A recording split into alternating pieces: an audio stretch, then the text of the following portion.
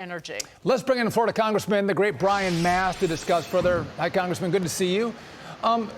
Listen, this liquefied natural gas and its exports, it's good for our economy. It's good for emissions, but it's also good for Europeans to buy it because then they're less reliant on Putin, as Dagan just mentioned. Have you heard back from Joe Biden on this letter? We have not heard back from Biden on this letter.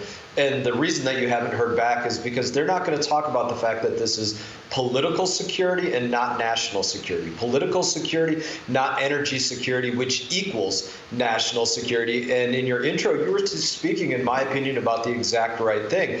You look at the fact that right now the administration is saying they would veto supplemental funding for Israel if it doesn't include Ukraine. So they're looking at Ukraine and they're saying, hey, we have to find ways to support Ukraine, strengthen Ukraine, but we're going to go out there and cut the LNG to Europe, to Ukraine, to other allies in the midst of time that you're trying to send money there. None of this adds up because it's all political.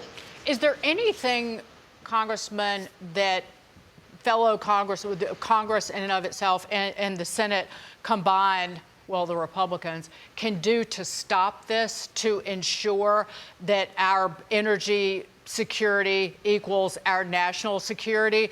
Because nobody can figure out why he would bow to the TikTok climate nuts, literally, and ban these export facilities or the approval of them, because our emissions fell the most anywhere in the world in the last 20 years because of natural gas.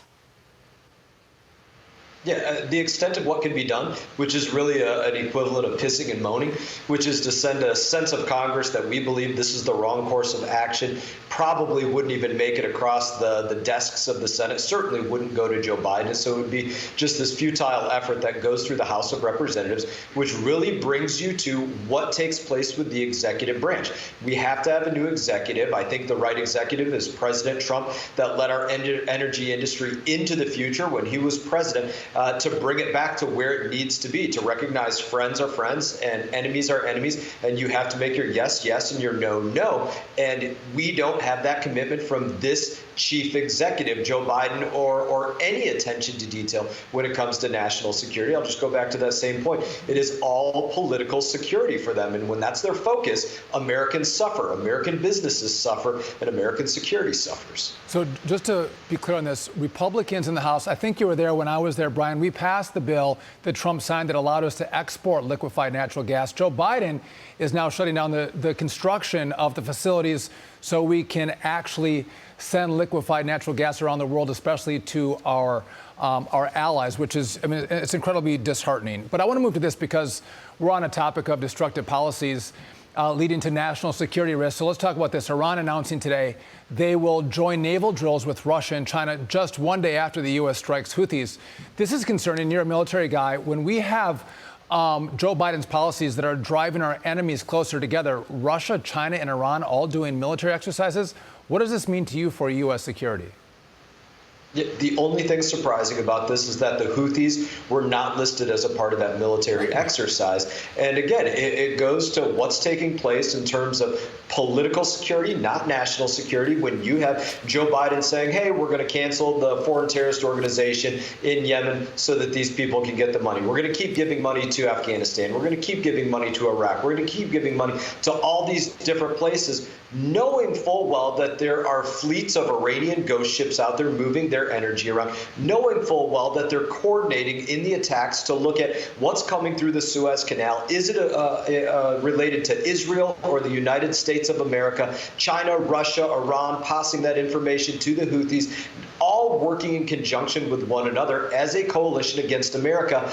And again, Joe Biden without the wherewithal to stand against all of this, and Americans suffer again.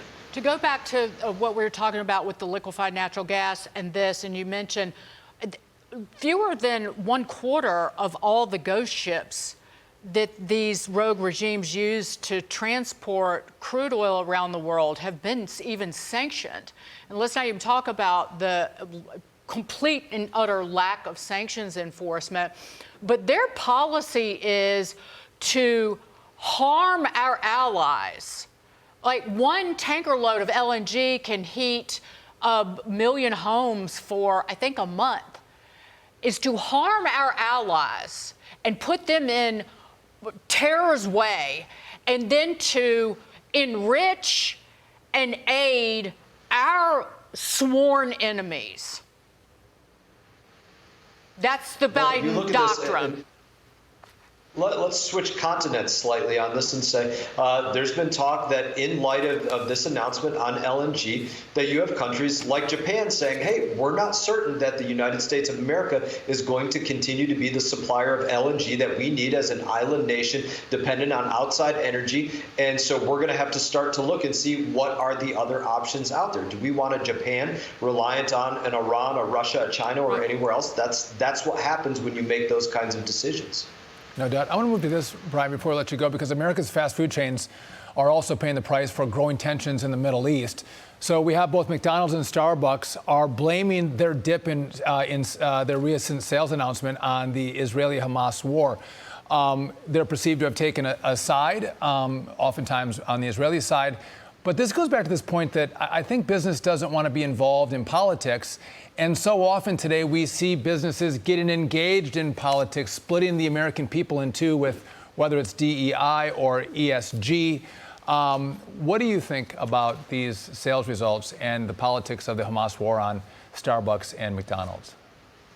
Is it entirely possible that throughout the Middle East, people associate McDonald's with United States of America, or take one of these other chains and associate that with a pro-Israel stance? Entirely possible. And if that's the case that's taking place, I would say, hey, you have to own it at that point and decide who's going to be the side that you say you believe this is in the right and this is in the wrong. Israel was attacked with a total commitment to kill anybody that the Palestinians could come in contact with. And if they want to ask that question, answer it truthfully. But do I want to see these businesses as a whole? It drives me crazy when they get involved with BLM, banks getting involved with them, painting the streets in Washington, D.C., you name it. Absolutely drives me crazy when they're inserting themselves into that world, which I think is inserting their foot into their mouth time after time again. Well said. Brian Mast from Florida, thank you for being with us on The Bottom Line. We appreciate it, and thanks for your service, not just in Congress, but in the military.